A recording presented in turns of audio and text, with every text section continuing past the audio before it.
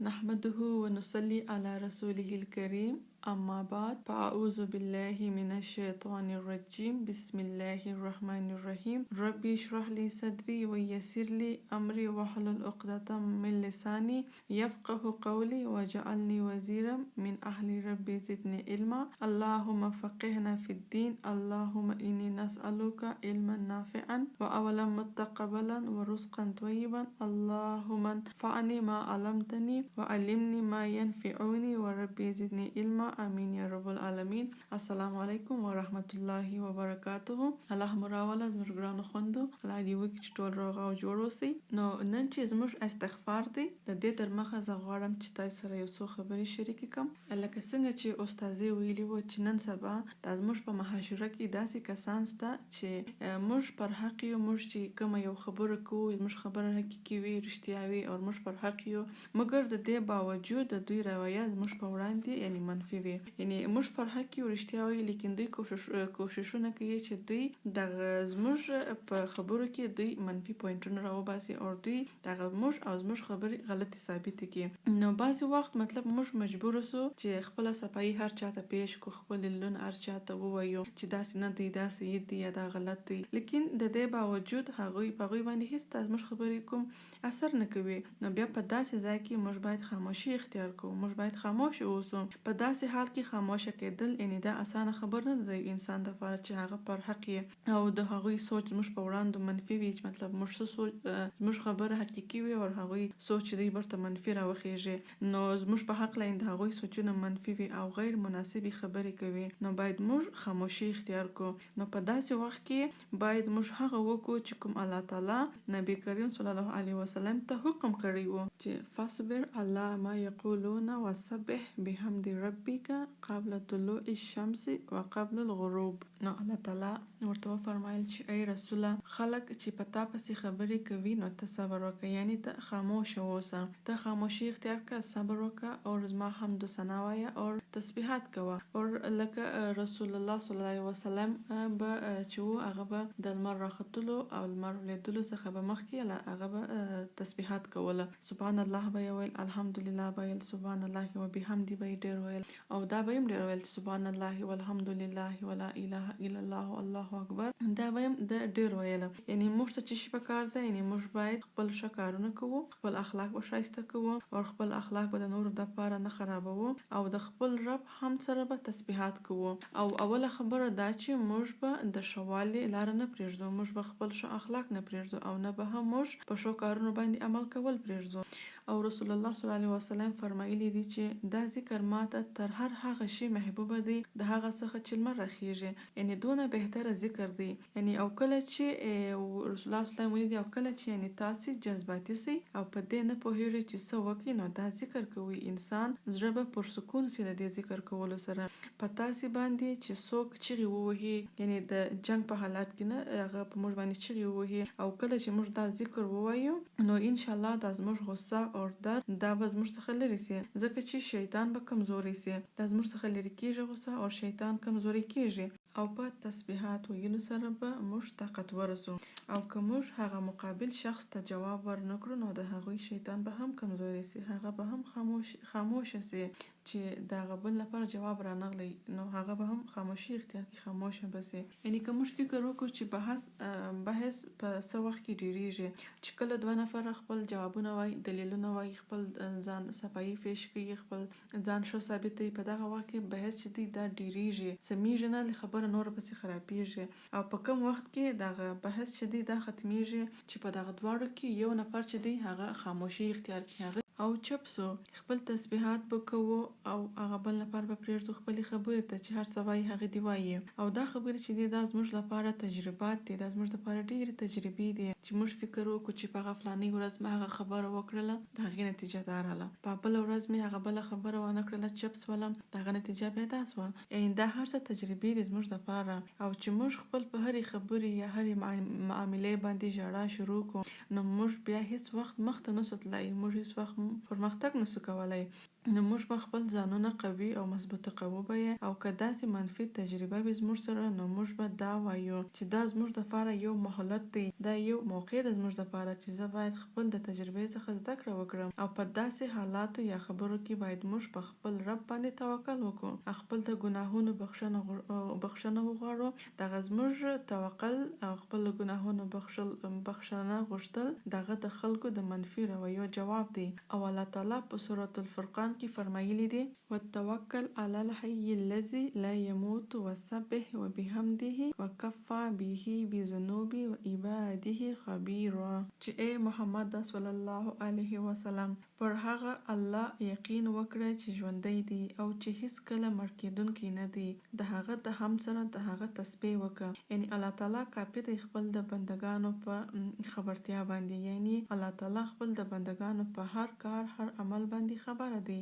یعنی ګوره لکه څنګه چې موږ یو چاته وایو چې منځونه کوه روژې نیسه، یعنی موږ بل ته دعوت کوو او موږ خپله اوس نوي پراغلي یو، یعنی مخکې موږ منځونه نه کول، موږ روژې نه نیول، یعنی موږ ډېر کمزوري وو په دین کې او لیکن اوس موږ الله تعالی شهور راکړی دی، موږ الله تعالی هدایت راکړی دی او بیا خلک موږ ته تانې او پیغورونه راکوي، موږ ته وایي چې و ته څونه نیک وې، زه خبره یم تا چې شي کول چې شي دې نه کول، او دا خبرې بیا موږ چې شي کوي دا خبرې بیا موږ نور هم ځوروي چې بیا موږ ته دا فکر احساس لري چې رښتیا هم ما داسې کول دا مې نه کول، ما ګناهونه کړي دي، خپل ګناهونه ومنو، خپل غلطیان یې ومنو، لیکن بیا هم موږ چې شي موږ مجبوره نه یو چې موږ خپل صفایي نور خلکو ته پیش کړو، یعنی موږ نور ته خپل دلیلونه ووایو، خپل ځانونو ته ثابت کړو چې موږ زه داسې نه وم، زه اوس داسې یم هسې یم. نو زموږ په زړونو الله تعالی خبر دی چې موږ توبه کړې ده او موږ پښیمانه یو د خپل تیرو ګناهونو او خطاګانو څخه او په داسې موقعیتو باندې باید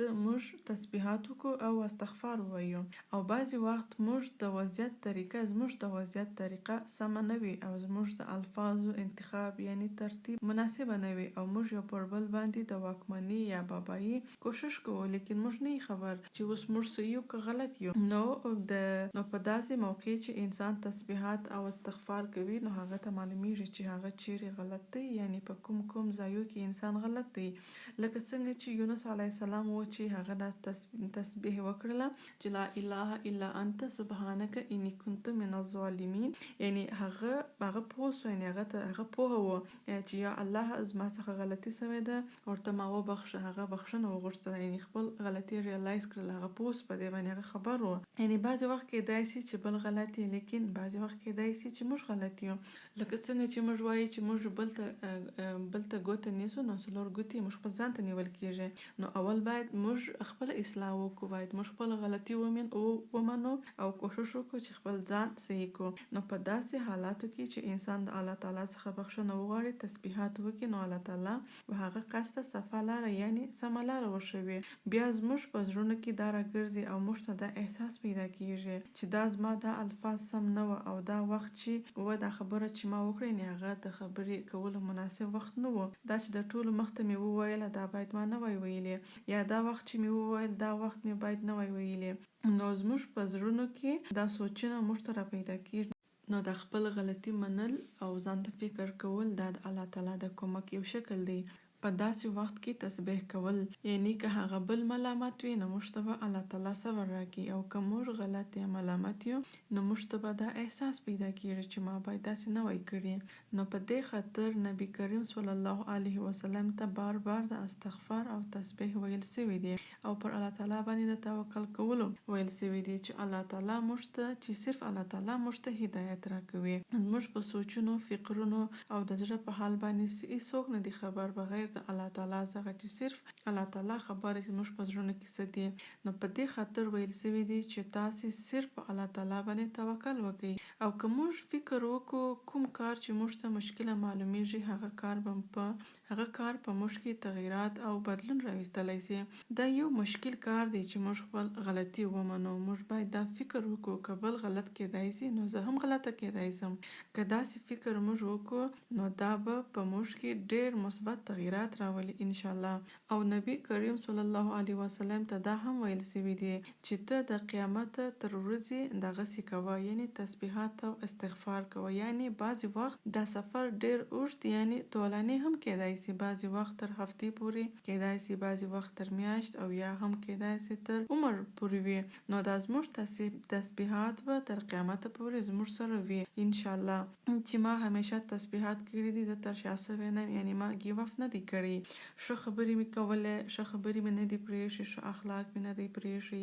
او د الله تعالی وعده هغه رښتینې ده او پر حق ده. د قیامت په ورځ به ماته زما د هر صبر بدله رسیږي. او که په دنیا کې موږ ته ونه رسیږي نو په دنیا کې د سکون په ډول وي دغه زموږ صبر. یعنی موږ فرسکونه یو چې ما هیڅ غلطي نه ده کړې، ما هیڅ غلط کار نه دی کړی، نو دا فرسکونی د زموږ لپاره په دې دنیا کې.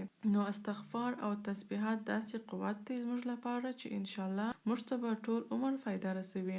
موږ به کوشش کوو چې هیڅ کله دا کارونه نه پرېږدو او نه به مایوسه کیږو. ان شاء الله ډیره ښه او د حل لاره به راوځي. او موږ باید دا فکر هم وکړو چې د هر تکلیف په بدله کې زموږ ګناهونه او غلطیانې معاف کیږي. ابو هریره رضی الله عنه څخه روایت دی چې نبی کریم صلی الله علیه وسلم وفرمایل چې پر یو مسلمان باندې تکلیف، پریشانی، درد، غم او رنج دغسې نه راځي. یعنی که یو زوز هم باندې جګ سي الله تعالی یې ګناهونه رژوي یعنی معاف کوي. یعنی که په داسې حالات کې بنده شکرګزار اوسي، د الله تعالی حمد و ثنا ووایي، استغفار وکړي او تسبیحات وکړي، نو هغه وخت دغه انسان لپاره د اجر او ثواب وخت کیږي، یعنی د هغه د اجر او ثواب ګرځي.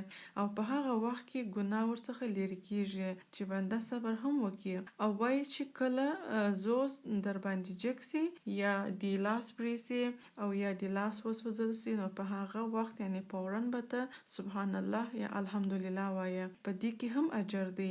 نو د نن دعا او استغفار به زموږ څخه ان شاء الله مثبت او مضبوطه انسان جوړ کړي. یعنی که موږ دا ذکر خپل په اذکارو کې اضافه کړو نو موږ به وګورو د دې دعا و یو ځایوالي ته چې هم د الله تعالی صفت پشکې راغلی دی او هم استغفار. یعنی دا یوه مکمله دعا ده. هغسې خو هره دعا د نبی صلی الله علیه وسلم د ژوند یو مختلف اړخ پوښي. او په دې دعا کې هم ډیر ښایسته انداز بیان شوی دی. سبحانک وبحمدک استغفرک واتوب الیک. یعنی چې موږ وګورو یو ډیر ښایسته او مکمله دعا ده.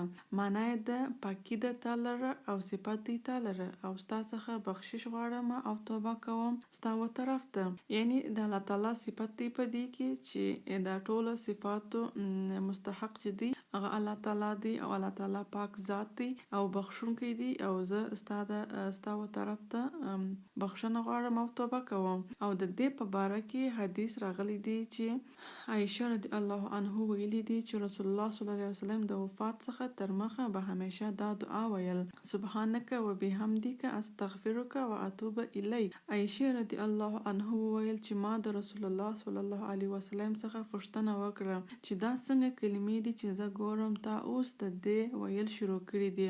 نو رسول الله صلی الله علیه وسلم وفرمایل چې زما لپاره زما امت یو داسې علامات یا نشانې مقرره کړي چې کله زه هغه ووینم نو دا کلمې وایم. او چې کله په نبی کریم صلی الله علیه وسلم باندې د سوره النصر د اذا جاء نصر الله چې کله دا په رسول الله صلی الله علیه وسلم باندې نازله سول، نو رسول الله صلی الله علیه وسلم ته دا معلومه سول چې د هغه د تلو وخت را ورسېدی.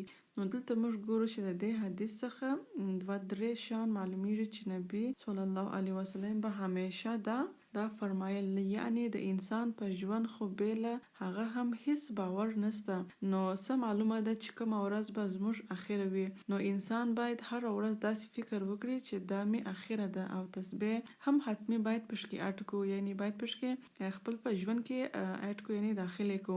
یعنی په دې دعا کې 4 کلمې دي چې اول دی سبحانک، دا یعنی د الله تعالی تسبیح دی، د الله تعالی صفات دی، یعنی الله تعالی د هر عیب او نقص څخه پاک دی، له هر قسم شرک څخه پاک دی.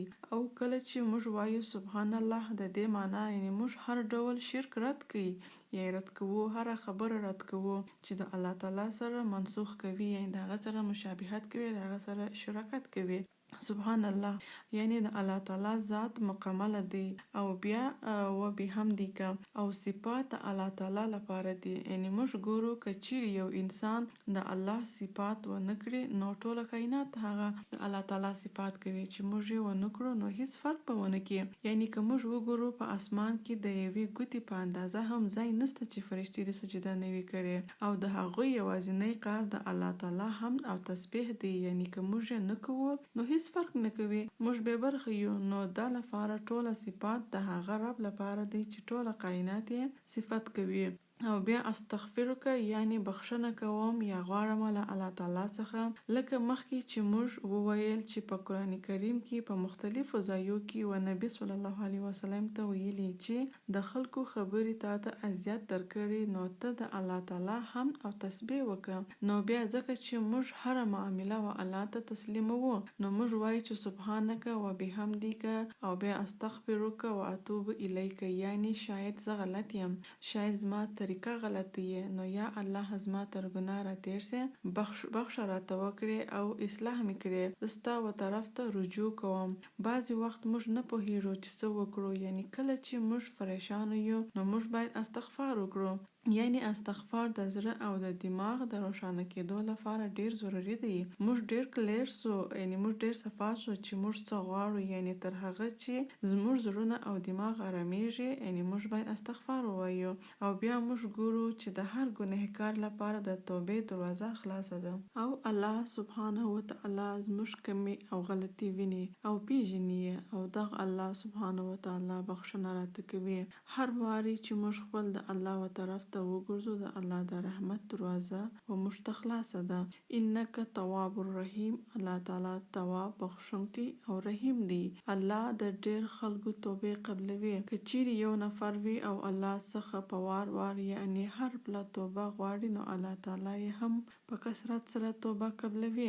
هر څو ځله چې د الله څخه بخښه وغوښتل شي هغومره ځله به الله تعالی بخښه ورته وکړي. الرحیم یعنی الله ډیر رحم کوونکی او مهربانه دی، چې وغواړي خپل د بنده هر ګناه څخه ورتېږي او بخښه ورته کوي. نو د الله څخه مو دا دعا ده چې موږ هم د حقیقي توبه غوښتونکي او استغفار ویونکو څخه کړي. امین یا رب العالمین. نو اوس به موږ د دعا په لفظي معنا ځان خبر کو. سبحانک ای پاکی ده ستا لره یعنی پاکی ته، و بحمدک او ټوله صفات ستا دی. استغفرک زه ستا څخه بخشش غواړم یعنی بخښنه غواړم. و اتوب الیک او زه توبه کوم ستا و طرف ته. امین یا رب العالمین. سبحانک اللهم و بحمدک اشهد ان لا اله الا انت استغفرک و اتوب الیک. جزاک الله خیرا کثیرا، والسلام علیکم ورحمة الله وبرکاته.